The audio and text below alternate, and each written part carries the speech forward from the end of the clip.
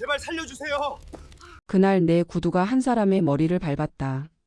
트로트계의 여왕 하춘아 씨가 이렇게 말합니다. 1977년 11월 11일. 전북 이리시 지금의 익산. 그날 밤 도시는 축제처럼 들떠 있었습니다. 삼남극장 아는 사람들로 꽉 찼고 관객들의 심장은 이미 무대 위에서 터지고 있었죠. 무대 위에는 그 시절 대한민국이 사랑한 22세의 하춘아. 눈부신 조명이 그녀를 감싸고 그녀가 손끝 하나를 흔들 때마다 관객은 비명을 질렀습니다. 와, 그날의 공기는 뜨거웠습니다. 숨이 막힐 만큼 행복이 폭발할 것처럼. 그런데요. 극장 바 1위역 한복판엔 다이너마이트와 화약 40톤을 실은 열차가 불붙은 채로 그냥 서 있었습니다. 불길이 기어가고 있었습니다. 천천히, 아주 천천히. 마치 도시 전체를 향해 너희는 이제 끝이다 하고 웃는 것처럼요.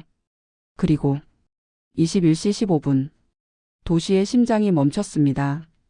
처음엔 사람들이 뭔지 몰랐습니다. 하는 순간이었어요. 하지만 다음 순간 팍팍팍 소리가 아니라 세상이 찢어지는 느낌이었습니다.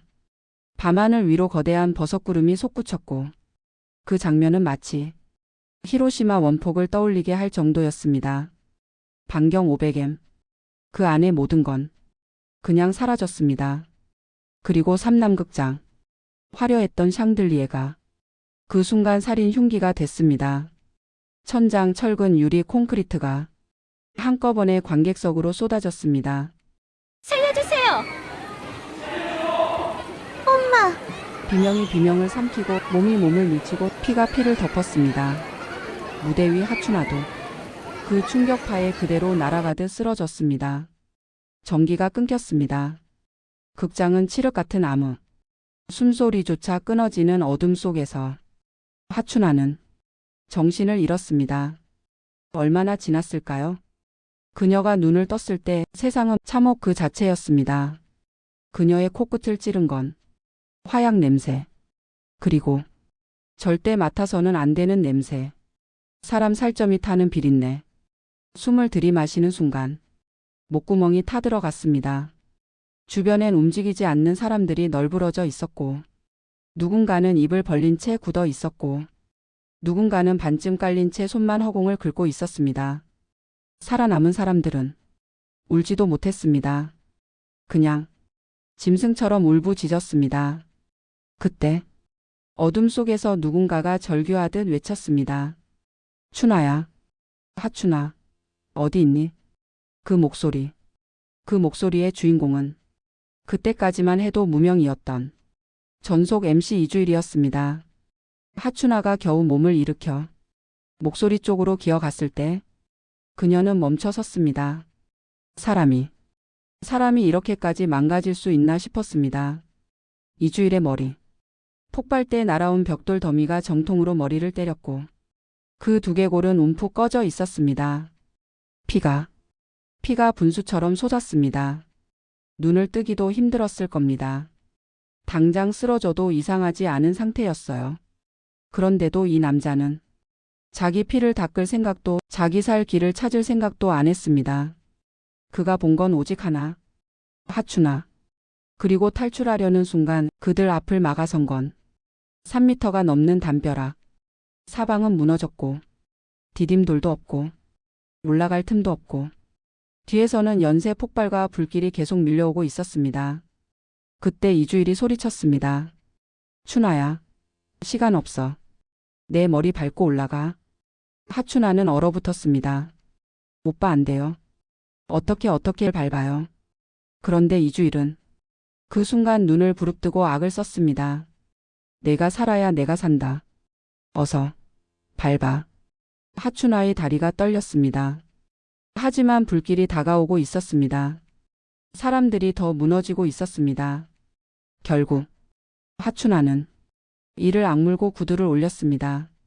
그리고 꾹. 그 순간 함몰된 두개골을 구두 굽이 눌렀습니다. 뼈가 삐걱거리는 소리가 진짜로 들릴 것 같았습니다. 하춘아는 울면서 올라갔고 이주일은 이를 악물고 버텼습니다. 피가 흐르는 머리가 그녀에게는 유일한 계단이었습니다. 하춘화가 담을 넘는 순간 이주일도 초인처럼 몸을 끌어올렸습니다. 가자 뛰어. 담을 넘었다고 끝이 아니었습니다. 그 바깥은 도시가 아니었습니다. 그냥 지옥. 이리시는 워킹 데드처럼 변해 있었습니다. 피를 흘리며 걷는 사람들, 눈이 풀린 채 아이를 안고 있는 부모들, 사람인지 잿더미인지 모를 형체들. 그리고 그 사이를 이주일이 하춘화를 업고 뛰었습니다. 그의 머리에서 쏟아지는 피가 등 뒤에 하춘화 흰 드레스를 검붉게 적셨습니다. 두개골이 깨진 사람이 성인 여성을 업고 2km 약 오리길을 달린다는 건 정상적인 인간이라면 불가능한 일이었습니다. 그런데도 그는 달렸습니다. 달리고 또 달렸습니다. 숨이 끊어질 때마다 그는 스스로 정신을 붙잡았습니다. 혀를 깨물며 피를 삼키며 그리고 중얼거렸습니다. 하느님, 제 머리는 어찌 돼도 좋으니 추나만은 살려주십시오. 마침내 병원 불빛이 보였습니다. 그 순간 이주일은 마지막 남은 힘으로 응급실 바닥에 하춘화를 내려놓았습니다. 그리고 그대로 털썩 전원이 꺼진 인형처럼 쓰러졌습니다. 응급실 바닥은 순식간에 그의 머리에서 흘러나온 피로 붉은 바다가 됐습니다. 기적이었습니다. 하춘화는 외상 없이 구조됐습니다.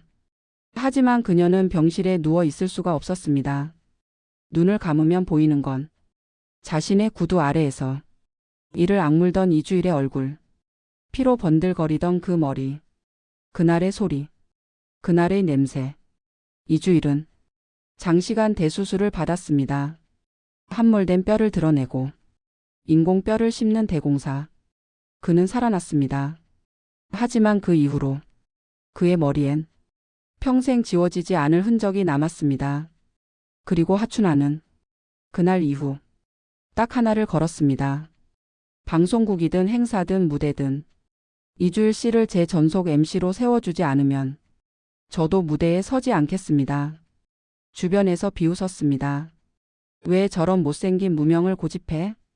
하춘화가 미쳤나? 하지만 하춘화는 단호했습니다. 국장들 앞에서 울었고 정계 인사들에게까지 그날의 이야기를 알렸습니다. 그분은 단순한 코미디언이 아닙니다. 저의 생명을 대신 살아준 사람입니다. 그렇게 하춘화의 전폭적인 지원과 국민들의 응원 속에서 이주일은 1980년대 대한민국을 지배하는 코미디 황제가 됩니다. 그는 무대 위에서 말했습니다. 못생겨서 죄송합니다.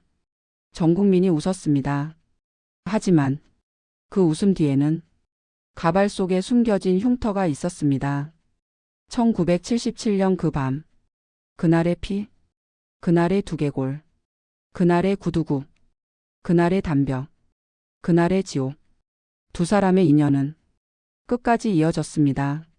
이주일이 2002년 폐암으로 투병하다 세상을 떠나는 순간까지 하춘화는 임종 직전까지 그의 손을 잡았습니다. 그리고 그날을 다시 꺼내듯 속삭였습니다. 오빠, 그날 내 구두 너무 아프지 않았어? 미안해. 그리고 정말 고마워. 이리 대참사는 59명의 사망자와 수천 명의 부상자를 낸 끔찍한 비극이었습니다. 하지만 그 어둠 속에서도 자기 머리를 디딤돌로 내어준 남자, 평생을 걸고 그 은혜를 갚은 여자. 이건 그냥 연예계 미담이 아닙니다. 절망 속에서 피어난 가장 잔혹하고도 가장 아름다운 인간의 기록입니다. 그리고 우리는 이 말을 잊으면 안 됩니다. 누군가의 목숨은 누군가의 희생 위에 서 있다. 여러분, 그날은 한 도시가 무너진 밤이었지만 그 어둠 속에서도 누군가는 끝까지 누군가를 살렸습니다. 세상이 무너져도 사람을 살리는 마음 하나는 끝내 무너지지 않더라고요. 오늘 이야기 가슴 한켠에 오래 남으셨다면 구독과 좋아요로 함께 해주세요. 그리고 같은 시대 같은 온도의 이야기들, 다른 영상도 꼭 이어서 시청해 주시면 다음 이야기를 더 정성껏 준비하는 힘이 됩니다. 시청해 주셔서 감사합니다.